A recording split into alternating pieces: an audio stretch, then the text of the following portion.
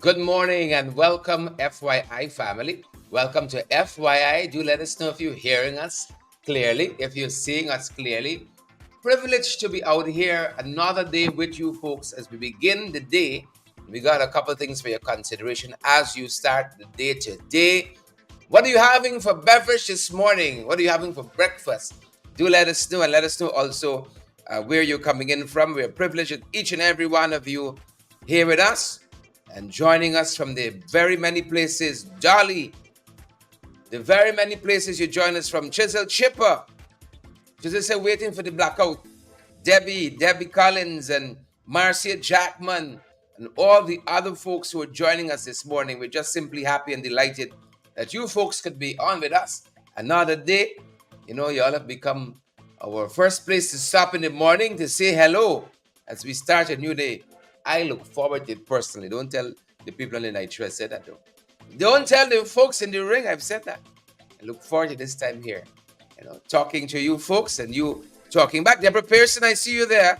Shauna Fortune says loud and clear. Shauna, that's how we want it. Loud and clear. Good to have so many of you on the live again with us this morning. So many of you on the live. Great to see all of you. Melanie Adams, I see you there. Don't think you're sneaking in. See you there, Melanie. Great to have you with us.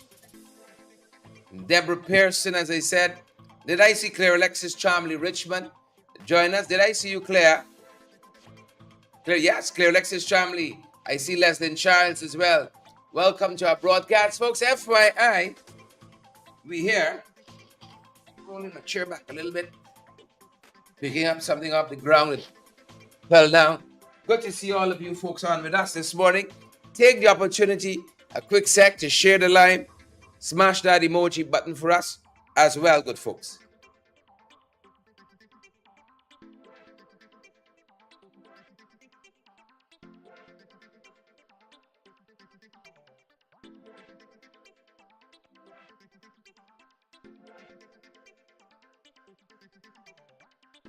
Yep, as I said, good to have each and every one of you with us. On this fine day, raining or not, sunny or not, we are happy to be here with you folks. We are most delighted to be here with you wonderful people. Pace and power, you know how we say it. You know how we do it, folks. It's a privilege and a pleasure to be here with all of you from the many places you're joining us from. Valerie Clark is here. Jennifer Argyle is here. Good to have you. Debbie Collins is loud and clear. Pretty Belicia is here as well. Abida Monroe is here too. Ayabo Natasha Congreves is here as well. Good to see Ayabo on the live this morning. Anton Nicholson is here too. And Lincoln King. Yeah, Your Majesty. Morna Stoby is here as well. Morna watching from Belladrum. You're that far, Morna. You're that far. I left you in PK. You're in Belladrum. Good to have you. There's a fire there in Belladrum recently too. We're going to talk a little bit about that this morning. Fire in Belladrum, but good to have all of you. First and foremost, good to have all of you on the live this morning. Welcome to our broadcast. For your information, FYI family, joining us from the many places. Good to see you, Valerie Clark, Chevron McDonald, Roxy McKenna. Great to have you. Going to want to say good morning to all my Alliance for Change brothers and sisters. Valerie Clark, all my Alliance for Change brothers and sisters, good morning to you. All my brothers and sisters of the People's National Congress Reform, good morning to you too. And listen to me. All right, I can say some things when I come to that part. I'll say a couple of things when I get to that part. But folks, a couple of the headlines today, some of the things that are trending. The first 15, and I know Ayabo going to be counting, so not Ayabo, well, in addition to Ayabo. They're going to be counting, folks. Y'all know the one who's always counting. Oh, it's only 10. It's only 5. I wish people would be so meticulous, sending us a contribution on a monthly basis so that we can keep our broadcast going. I wish they were just as meticulous. They know themselves. I ain't calling names like Naomi Drucker. I'm not going to call names like that. You know, like Naomi Drucker. If you know yourself, you know yourself. Right. Deborah Pearson says, Linden is flooded. My Lord, what the authorities doing about it? I got the call to go to Burbies, trying to divide myself, was in Peters Hall over the weekend, talking to residents there. They had a little flooding issue of their own. And now Deborah's saying, Linden flooded, lots of other places in this country. Well, what relief the government bring in? If you got a flood, when the Hudson joining us from Texas, where everything is bigger, if you got a flood, we think them people can spend this cash grant on. Huh? I was fascinated by this headline. When I got up this morning, the PPP were saying they're going to solve the power generation crisis of their making. Remember, these are the folks who bought 15 generators, 18, 17 and a half working. These are the folks that did that. And then they've gone and procured this very, very, very expensive power ship. Lincoln King says he just gets sanctioned. Tell us more, Lincoln. Tell us more. They went and do this very expensive power ship. But the power ship, as you know, good folks, empowering the math in Matson. And now they're telling us we actually need blackouts. And that's what they're telling us. Thank you, Narvin Dionarayan. This is one of the this is the GPL Systems and Operations Manager. He said we actually need load shedding. Emily, you actually need blackout. It's good for you. Aubrey Stevens, we actually need the blackout. That's what it says. It's a necessity. I'm quoting GPL here. By no blackout in your DNA, you can't do it out. It's like the oxygen we breathe. That's what GPL telling us. It's a little while now since I held a placard outside the GPL and GCOM. It's a couple of days now. They say you need load shedding, like cream in your coffee, like sugar in your tea, the good sugars. Vanilla, Werner Alexander, right? Farida, Bacchus, they say you need it. Farida said, what the hell? What is GPL? Same thing. Thank you, Narvin Junarayan. This is the Systems and Operations Manager, GPL, who emphasized recently the benefits and necessity of load shedding blackouts. You always have a euphemism to make it sound nice and more palatable. Load shedding. He said this is to prevent the system from collapsing. That's what the fellow said. The Demerara Burbies interconnected system. Right? He said it's prevented the total collapse. Like it's too much power now. Right? Like that's what he said. That's what he said. He said when power demand exceeds the Demerara Burbies interconnected system, its reserve capacity, load shedding or opening a feeder is necessary. So, Simon Black, who knew? Blackouts are a necessity. So when you have a blackout, you should clap now. It's them boys preventing the system from broken down. It's not a rat, it's not a rabbit. Gnawing at some wire there in Kingston. It's what you need. It's the apple a day, right, that keeps the system broke down. That keep the system break down away. That's the apple a day that you need. Who knew? Our Dancy is the biggest fool in town. Glenford Gordon, good morning to you. Naomi Trucker. Sheila Boychild says it's still Pim Pim. Pim Pim. Leslie Hamilton says the birds. Thank you for reminding us. The whole movie, I think the name was The Birds. A 70s horror film by, I think it was Hitchcock. Alfred Hitchcock. I think The Birds was the name of it, or just Birds. Who knew? The thing's good for you. Blackout. Who knew? The campaign. As you wonderful, delightful people know, there are internal political elections happening, congresses and conferences. In the PNCR, it goes from the 28th to the 30th, from Friday right on to Sunday. Right on to Sunday. Yeah, that's happening. These, I think, is the biannual Congress. I'm trying to remember the number for the PNCR. You know, they're the grand old party there. Huge behemoth of a political party. Love it, love it, love it, love it, love it. And love all my colleagues there. I learned yesterday that the General Secretary, Don Hastings Williams, resigned with immediate effect of yesterday, and a whole list of reasons were proffered for Don's resignation. And I'm sad to see Don go. I've spoken to Don countless times in this role as General Secretary of the Alliance for Change, coordinating with her. I spoke with her on several issues. I'm so sad to see Don go. I don't want to get into all of those reasons for her leaving, but it's in the public. It's in the public domain. I have prided myself on these programs not to attack coalition partners on these broadcasts, and so I don't intend to start that now. But it's in other places, all the reasons why John is stepping down. But what I wanted to say here, you know, when I think about Don and all of our other colleagues in the PNCR, it's what a good working relationship we have with them. And I can say this without fear of successful contradictions. We haven't had too many frictions working with our parliamentary colleagues in the PNCR. We haven't had too many, if any at all, working with them.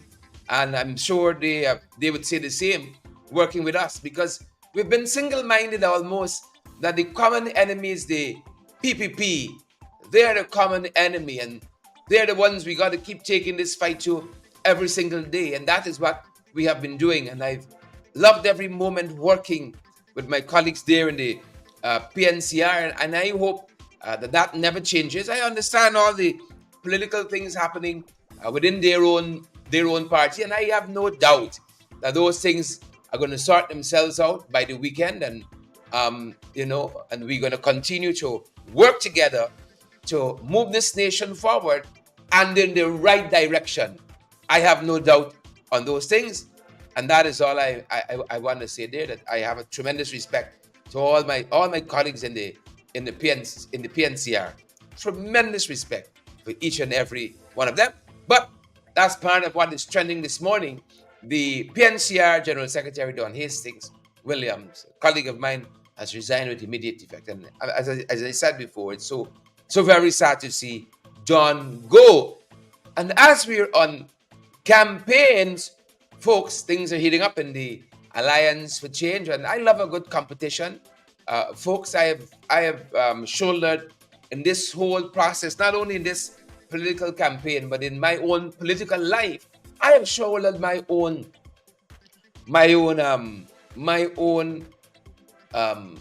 setbacks, my own failures, my own shortcomings. I've shouldered that. Many years ago, I was nominated for General Secretary in the Alliance for Change. Many years ago, it didn't happen then. It happened, you know, to me at the right time. When I look back, it happened at the right time, and I have persevered. You know, I'm looking forward to being the next leader of the Alliance for Change. But even if that doesn't happen, I will continue to persevere. I ain't quitting. I ain't walking away. You know, we're in this fight together, and that is why I said when I came on how much I look forward to being able to talk with you guys every single day. And this is part of the effort to stay in touch with our people at home and abroad as well. I was privileged to be on with two of my colleagues on the Dr. David Hines program last evening. You know, fantastic, popular program, Politics 101. And I was asked a question by Dr. Hines about reasons for running for leader and motivation and all of that. And this is some of what I told Dr. Hines last evening as we discussed campaign business. It's some of what I told him. Let me ask you this, and then Doretta and Ricky can answer. So, what going you at? Because you be lead at the AFC. Talk to me, man. Talk to me. Excellent question. it emerged as a natural step. We learned very early that leaders must work themselves out of a job, and it came as a natural step. You picking up so much of the weight, carrying so much of the fight.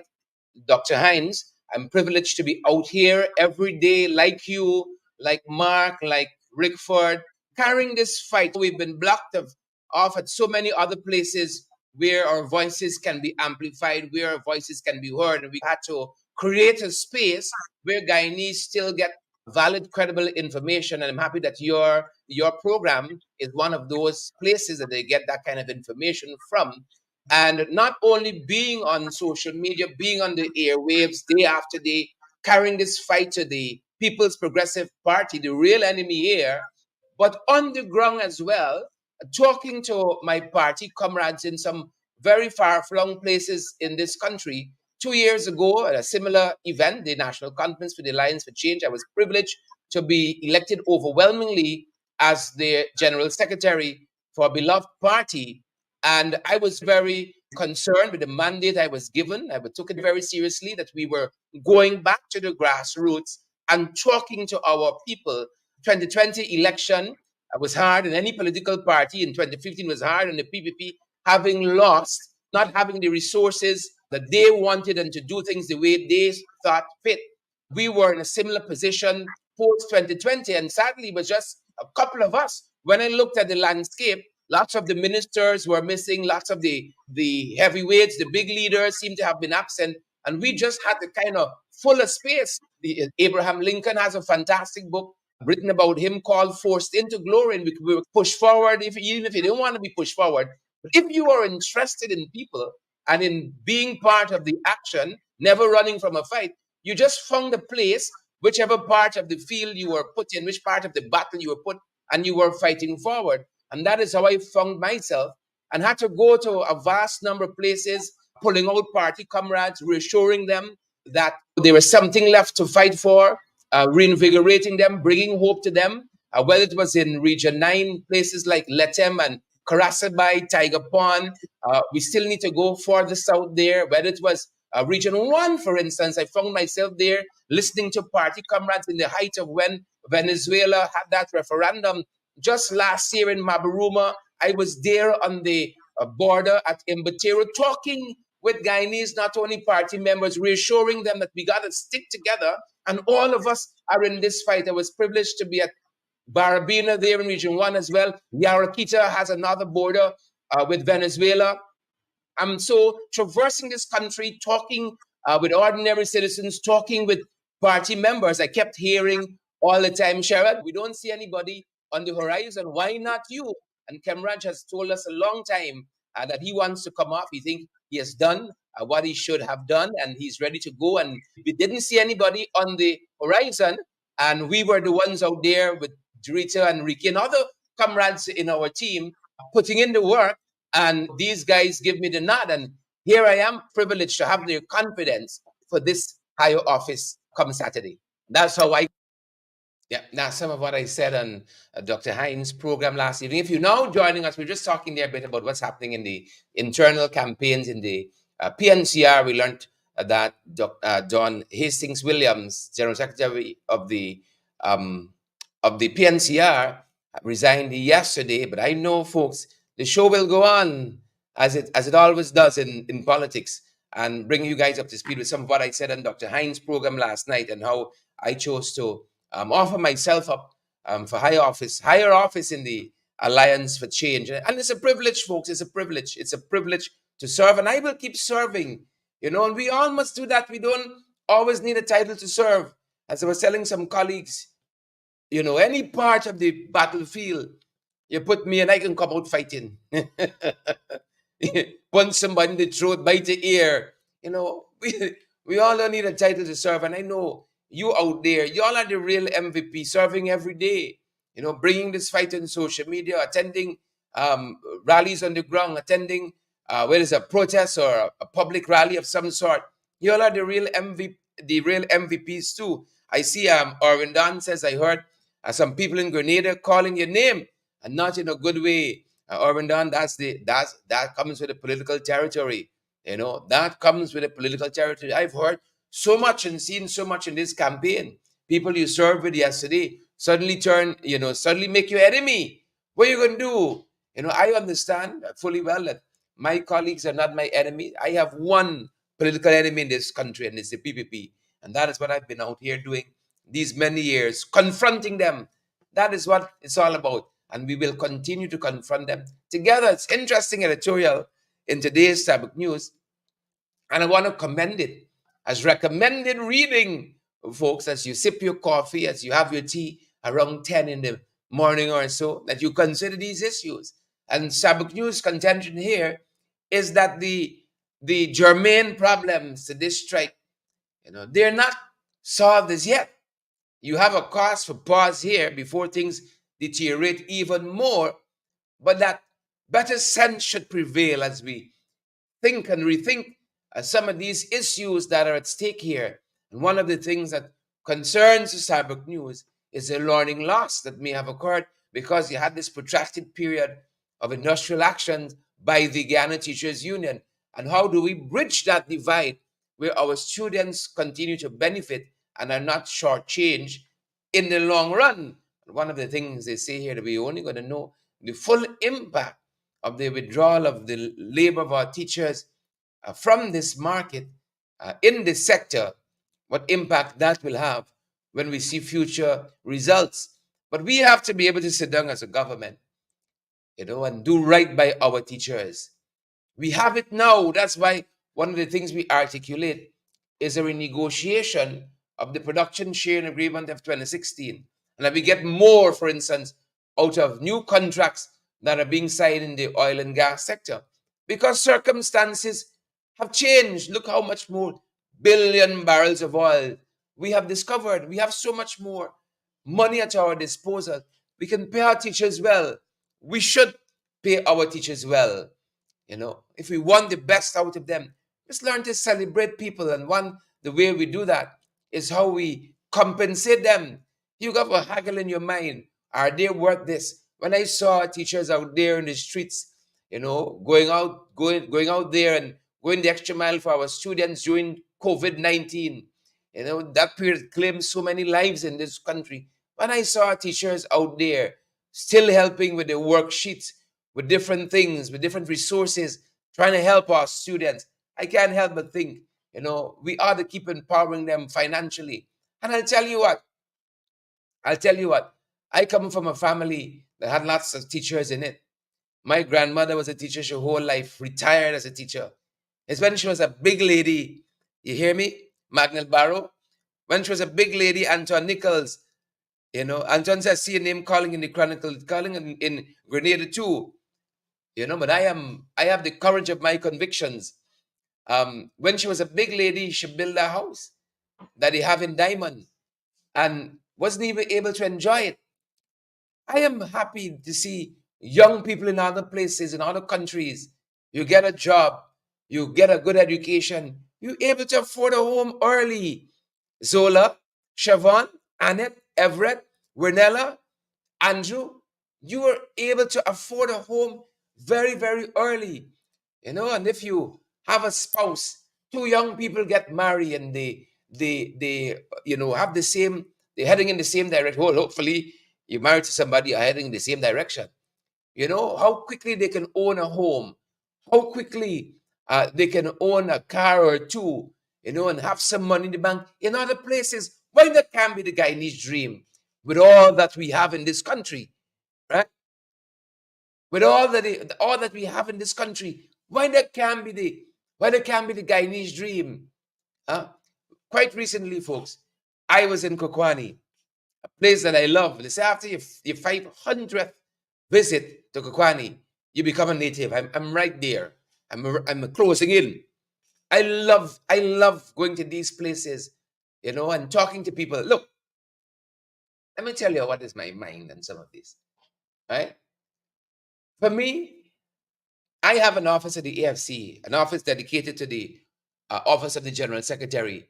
I don't know if I've been to it 5 times since I'm General Secretary. I take on this country as my office, and I run to where the problems are, as every leader should. A leader has to be a dealer in hope a dealer in solutions, listening to people. When I'm on some of these trips about the place, I don't see a lot of people. I don't see a lot of them there. And us as leaders, whether at the parliamentary level, at the party level, we ought to visit some of these places. people wanna people wanna hear from us, not only where they're flashing lights and cameras. And so I went to Kwani quite recently, talking to party comrades and talking to citizens. A period. It's a housing issue there. There's a housing issue there. And if people can have jobs and be compensated properly, irrespective of which political party you serve, people must be able to build a home, have a shelter over their heads for them and their family, get adequate uh, uh, electricity to power their homes, solar or otherwise. And these are things government got to push and government got to champion. What makes it so unique in Kukwani is that they had a flood of recent vintage where whole homes were covered. The governments have relocated to higher ground, but the government has no policy in place. And some of the citizens we spoke to in Kokwani, this is their challenge and this is their plight. I want to nexus that to our teachers, because you got teachers who work in the system for years that don't own their own home, not because they don't want to, but because the system, the deck is stacked against them. They don't own their own vehicle, but teaching for 20 years, not because they don't want to own their own vehicle, not because they want to have to wait 2 hours on public transportation when they could be preparing the lesson for their kids, when they could be evaluating them, giving them some one-on-one attention and time, or even spending more time with their family as needs be. But you have to be on the road 3 hours in advance because you mightn't catch a bus to come down the East Coast. We got to do better by our teachers.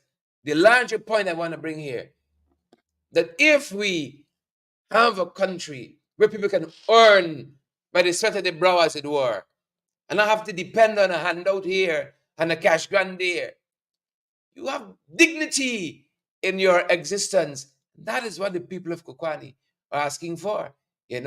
There's no program, so people just went and set up house, but they get running water, they get light, and there's a government to tell them go to high ground, but there's no policy in place. There is no system in place. This is what some of the residents from Kokwani told me last weekend when I was there. I'd love to see, some other folks, talking with these people too. If you want to be a leader, this is what you got to do. You got to go there. We got to talk with the folks. Here's some of what the folks from Kokwani told me last weekend. This area we call it Cheaplandy, but we give it another name named Fruitville. Mm-hmm. Right?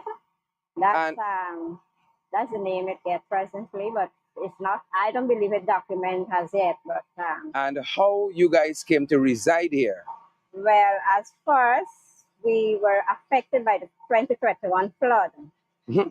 And the 2021 flood, we had to move and go to relatives, go to shelter. But as time go by, I keep looking for land because I could remember one time we gathered together as a people at waterfront, try to access the land at the stockpile area, but so far we did not get no response on that land. So we began to forget about that and come looking over the shore for land. So when we come here, is that we see high bushes here. There's no name. There's no attachment to anybody. At least we can research the bushes. And as for me, I came here and find two persons who began to start is Miss Vanessa Fredericks and Molly Shakespeare. They begin to start cutting their land, and we come and find vacant space. So we just take it and start to cut it down and then occupy to prepare our home here, because it's no sense that we can live in Lump Island area, and at the Lump Island area is the water come for the second time inside my house. So it will make no sense that I would reside at Lump Island and say, well, okay, the water won't be coming back high. In fact, for this year it didn't come high, but still I'm not taking that chance, because according to the the global climate changes. It's not telling you when water going to be high, when it could be low, right? So that's the reason the problem we face here right now at this present moment from the time I moved here is water, electricity. We need our road and our this land to regularize the people. But we were promised from the 2022 November the 11th housing was had a meeting at the workers club and they told us that people that live over here we are going to get our land regularized from 2023 February, but there is nobody we see come in and visit us or tell us anything. But all that we making is that we hearing a little gossip, we squatting. We don't have ownership to this land. In matter of fact, here the president said to us that who affected by the flood go on highland. So I did not ignore that advice. I take that advice. So now I don't understand, but right now I'm happy if they can regularize this land and develop it. Regularize the land. What are some of the things that are needed here, in your estimation? Well, in my estimation, first, we want a police outpost, we want a health center, and possible at the school could be possible regularize it too, right? A lot of things can happen here. We have big space. We don't know who land, we don't know what. But what I'm looking at is that we can get development happen here. We have vacant lands here. I don't know, they're not coming to say anything to us if they're willing to develop here because when you look around every area, especially for Region 9, the people was affected by the flood and they have assistance. We at Kwani area, we never get assistance. All we get is $50,000 for the assistance in flooding and farming or whatever it is. But we are not getting no assistance from the government because now, at least for me, I cannot say I'm afraid or fight anybody. I'm not fighting. I'm looking for my safety. For my safety of life and livelihood, I'm looking for that. I don't want to know when the water come back, we gotta keep moving. Where are we moving? We go there for 1 month, 2 months, 3 weeks, 6 weeks. We gotta go back home, we fetch back everything what we going with. Or sometimes you put the thing them in the house, you gotta tie it up, put everything high in the house because you don't know how high the water come in. So from here now we need a lot of things. We need now presently is water. If we have a well, electricity, right? So that's what we're looking at. The important things right now is water and electricity. So that's important for us. And the people here need the land to regularize so we can go in order. We're not going in this house up on the road and we taking somebody land and this no, we don't want that. We want everything in order so where our development can start free and everybody happy. What I find is very interesting when I listen to residents in Kokwani talk about their how they live is that the administration, given that massive flood in Kokwani in 2023, early 2023, massive flood, those homes on the lowland covered with water, told those folks to go to high ground. More than a year later, year and a half later, there's no policy in place. There's no structure in place that facilitates that. Another rainy season going to come and meet them wondering, is this the day that can cover us again? Is this the season where the water going to destroy our livelihoods again? Didn't put anything in place. And that humming you hearing in the background, that's a generator that has to power that home whole day, has to be on. You know, when people getting money to buy the gas, you don't get a gas grant in this country, but people don't want to live in blackout. So that humming is a generator going all the time. You know, you got kids, they want to watch a little television, you know, might want to run a fan. It was extremely hot that day in Kokwani. But people call and you just go, you respond.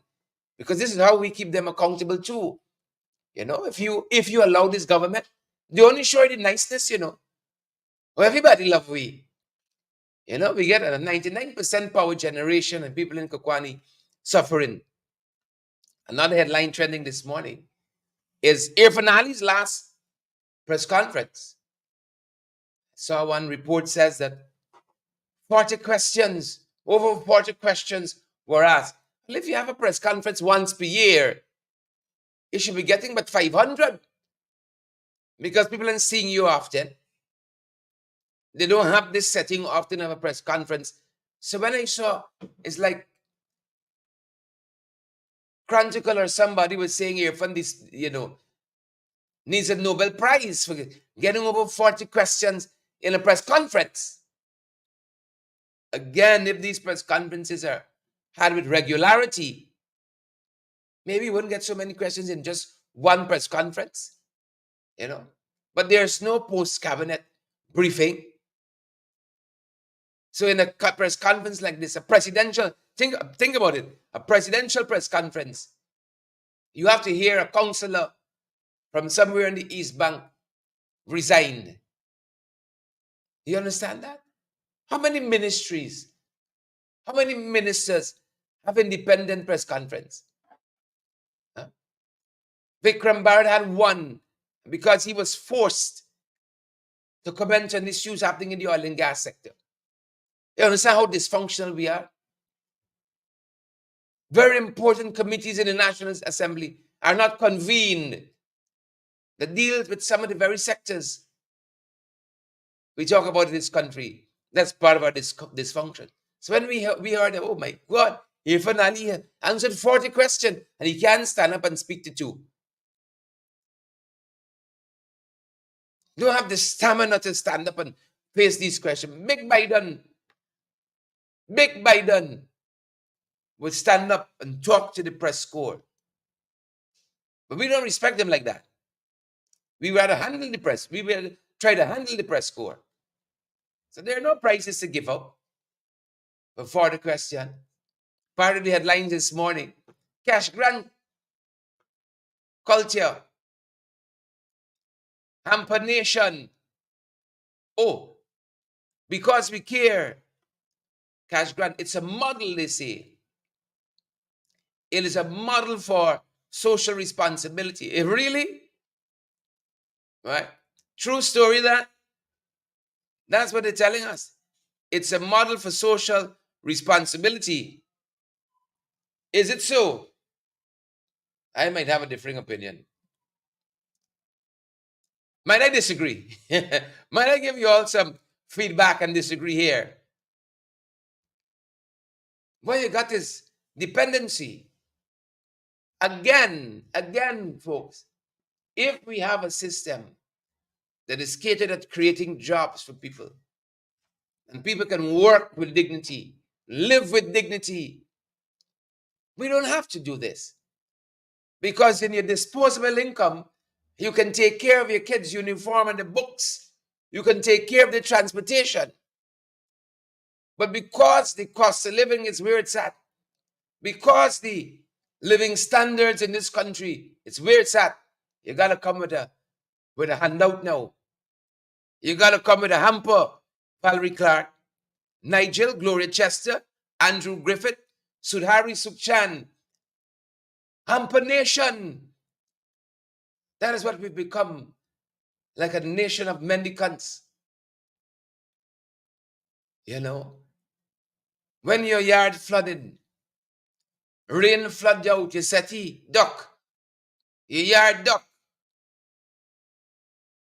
Where buying the bleach, the soap powder? When your foot starts swell, your one good foot. Where buying the little shilling oil for your elbow? We got to do better by our people. And we can because we have such a largesse coming from the oil and gas, soon gas. So is it really a model for social responsibility where people got to always be dependent on the state? Soon as people headhunt them, oh Lord, when the next cash grant coming for buy this aspirin? That can't be a model of social responsibility at all. Now the headline this morning related to the previous one. Ministers fan out. This irks me so badly. Not that ministers fanning out, right? But they gotta get in front of this. They gotta get the pictures taken. They gotta get a mile around the neck, petals thrown when they pass in. Thank you, minister. Thank you. This oil is you out there. That this money coming from, and so thank you, minister. Wash their feet with milk and so. Put on the mala. Oh, thank you, minister.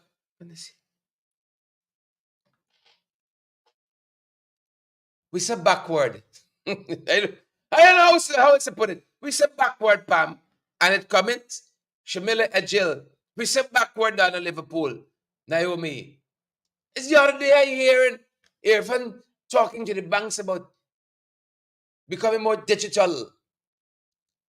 But it's just talk. I have said since during COVID and afterwards, COVID was a missed opportunity. We should have had a better online learning system for our students by now. PAHO, WHO, all of those entities. Right? Dr. Tedros Ghebreyesus, God rest the dead. Dr.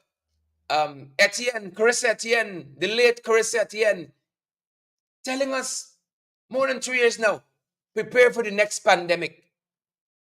It might be here with me right now. We got it's where we battle it. It's not bird flu. Dengue. We should have had a better, more structured online system for kids by now. Part of the learning loss, maybe we may be able to catch up on the weekends for an hour or two. And to see us still lugging suitcases of money around to communities in the backward, Edward, Errol, Francis, Earl, Lewis, Edward Brooms, Gwennon Anderson. When you hear they get a cash grant, you should hear your bank account go cha-ching. The bank send you a notice, deposit has been made. A deposit has been made to your account. You get it in a text message or something like that. And you go and you push your bank card at your own convenience. You don't have to line up for 8 hours to get $30,000. Those are the missed opportunities. Ministers fan out for distribution of Because We Care cash grant. It sounds nice, but it's an indictment on us. 2024 is the year. God, people sending men to the moon and Mars and far out, discovering other galaxies. And we pulling money wrong. Suitcases of money wrong. That's the dependency mentality we're creating there. That's the dependency mentality. Formalize the system. Get a universal bank card. Any bank you could go and push it in. And you get your 30,000, your 10,000, your 5,000. You just mightn't be able to get a box of cook up through that method. But this fan out thing don't impress me. The Pui group get next big contract, y'all, and tell me. Remember they had the Bellevue pop station? Oh, what a tragedy that was. What a tragedy and train wreck that was.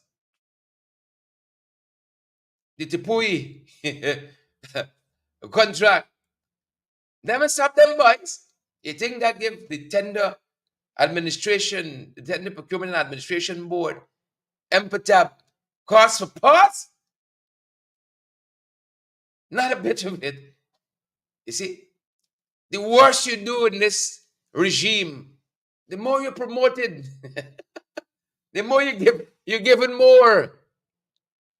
This man shouldn't have the first contract in the first place. You come now, you get a whole big, another big contract. You see, friends, family, and favorites. Folks, we cannot become like that. Do not let us ever become like that. You have to have a merit-based system, level playing field. But these folks, this government, they are willing to skirt the rules and the regulation for friends, family, and favorites. May we never become like that. Never. So more judges are going to be added to the system. It redounds to our benefit. 10 more puny judges. 10 more puny judges are going to be added to the system, good folks. We look forward to having them. And this is no thanks to the government. We articulated here time and again how the Chief Justice, in some instances, the acting Chancellor, acting Chief Justice, had to almost cuss them out. Chief Justice said one time, we're tired. If you cut judges, they can bleed. We're humans. We need backup. Had to prevail on them in many instances. Many lamentations made this possible. 10 new puny judges to be added. And they tell us, we know that puny judges, right, they have a rank lower than Chief Justice. That's the distinction there. They're judges of weight and merit, but not as quite as high as a Chief Justice. That's what the distinction is for. Puny judges. Congrats to all those persons who are going to be elevated in the system. People work hard, they must be rewarded. Right. People work hard, they must be rewarded for it. And it's good to see these folks who, this is the area of expertise. Learning the law. When I was reading law, I was stunned by what one of our professors said. Was it Justice Duke Pollard, former judge at the Criminal Court of Justice, the late Duke Pollard? Was it him? Was it Miss Amsterdam? You know, who lectured us in criminal law? Was it Eversley? Was it Professor Eversley? Yale educated, Harvard educated. Professor Eversley. Was it him? Maybe it was former Chancellor. What is his name again? Short man, but so powerful and towering. Former Chancellor. Y'all calling him, I know y'all sharp. Was it him? Short in stature. I could see him now in my mind's eye. You know? They said learning the law is what you do when you finish getting your LLB. It fascinated me. Because there we were trying to impress your colleagues and your lecturers with how much you know. And what they're telling us that all you're doing is cramming, you know. You know the subject areas, coming in, you're cramming for that. But learning the law, when you don't get LLB, you got time on your hand now. You go and you read to your heart's content, different judgment, different books on different aspects of the law. You learn it from the practice of the thing also. It fascinated me because I thought I was actually doing my LLB to learn the law. So it fascinated me when I heard a lecturer say, learning it is what you do when you're done. Sharon McPherson, thank you so much. Sharon says, Keith Messiah, that's the man himself. Thank you so much, Sharon McPherson, for the win this morning. Keith Messiah. Right? 2 areas he lectured me in, doing my LLB. The late Keith Messiah, fantastic giant of a man. I had him as a lecturer. Y'all going just come out of nowhere. I had him as a lecturer. I had Professor Aubrey Bishop, who was former chancellor as well, as a lecturer very early in my life. Very, very early. Could you imagine that? I'm trying to remember Professor Eversley's first name. Thanks, Colin Hines. Professor Eversley, so cultured as a man, strict. You know who else I had as a lecturer? former Solicitor General. What's her name? Help me. She used to be registrar at one point. Fascinating woman too. And one of my favorites, I mean, y'all might vex at me here. What's her name? Former Solicitor General. Oh my God, I'm seeing her in my mind's eye right now. Beautiful woman. Beautiful soul. I know some of y'all gonna vex me, I hate the name. Learning the laws may do. After you get LLB. I remembered it all this time. You know, some of y'all sharp like that. Very, very sharp. I'm seeing this woman in my mind's eye. You know, she's from Babis too. Used to be former, used to be Registrar General, I think it is. I see the name Don Sullivan mentioning Kim Kite. It's not Kim Kite. I know her as Kim Kite John as a lecturer, but Kim Kite lectured me as well. You know, it's 3 rigorous years doing your LLB. You know, Kim Kite John was one of my lecturers too.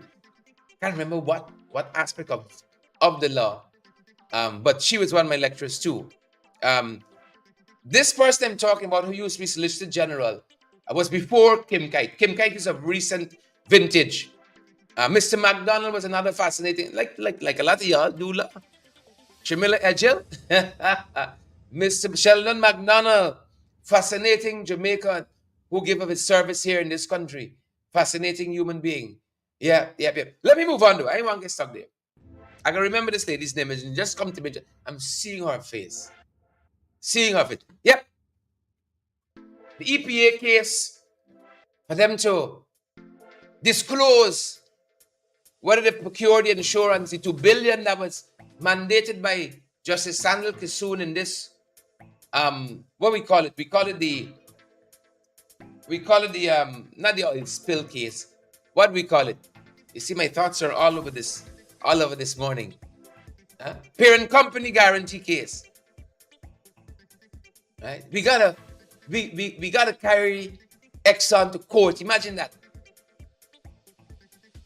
To know if they procure the parent company guarantee.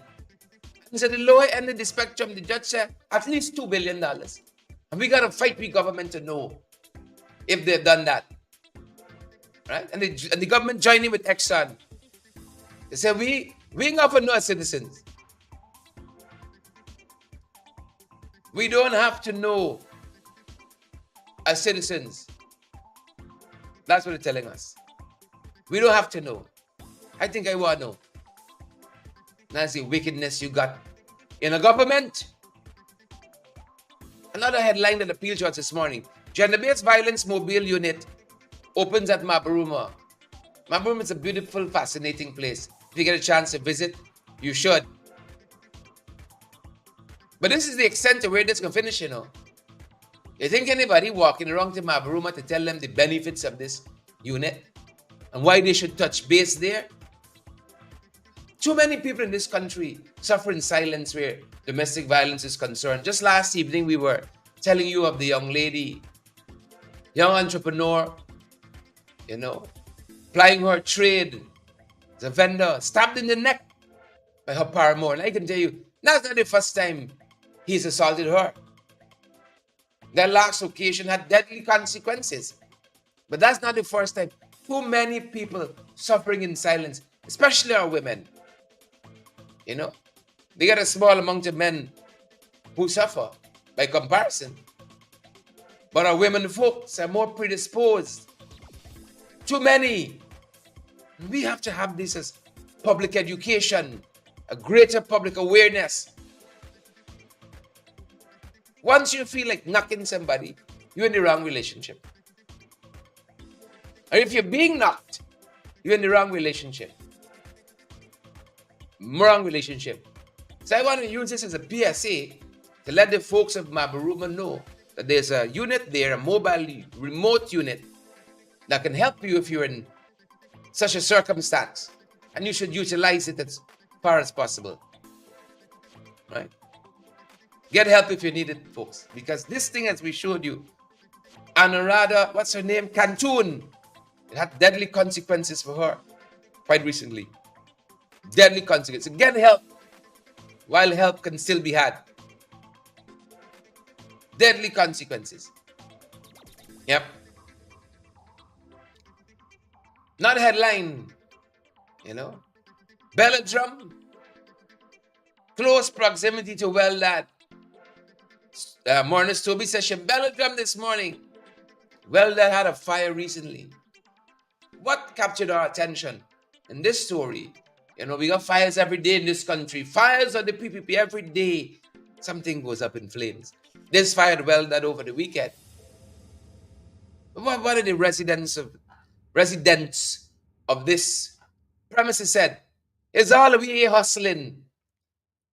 That's like every Guyanese household. We talk about the cost of living, the standard of living, the quality of life Guyanese have. It's all we in this country hustling. You know, hustle flow, hustle business. Everything in this country is a hustle for your existence. People are living and thriving, you know. It's hustle to make ends meet. Press conference with the president. These fishing licenses, so elusive. Still elusive for the government. 3 years on, they promised fishing licenses from Suriname. They said they ain't giving up. You know what I'd like to hear if Ali talk about this, like this about teachers, for instance, public servants. We ain't giving up till public servants get the right pay. We ain't giving up till public servants get the adequate resources they need, you know, for the dignity of their existence. Right? Fishermen too. So Guyana's not giving up in acquiring those licenses. 3 years and counting. 50 fishing licenses. 50. Not 500. 50. Among the things we're covering this morning, Guyanese woman killed in Florida in an accident, her husband injured. That's why we say, whether you're at home or abroad, slow down and live your life alive. Take care and caution on the roadways out there, folks. Please and thank you. Do that for us. We're concerned about you. We want each and every one of you to be here with us for a very, very, very, very long time. So slow down out there. Right. Miami, Florida, this happened on Saturday. Injuring this Guyanese woman, killing this Guyanese woman and her husband. She's been identified as Divina Bisundayal. And her husband, they say, is a well-known Pandit. Sharva Dayal Bisundayal. It's his name, Pandit Sharva Bisundayal. And Divina Bisundayal. Divina lost her life in this tragic accident in Miami. Said a white SUV collided in the southbound lane, right, causing both vehicles to become disabled and partially blocked on this left lane where this accident happened. It seems here that two vehicles collided together and Divina lost her life. Be careful out there, folks, please. At home or abroad. Let's be careful out there. And as we wrap up this morning, Trinidad still reeling from violence and gang violence and all the other maladies there.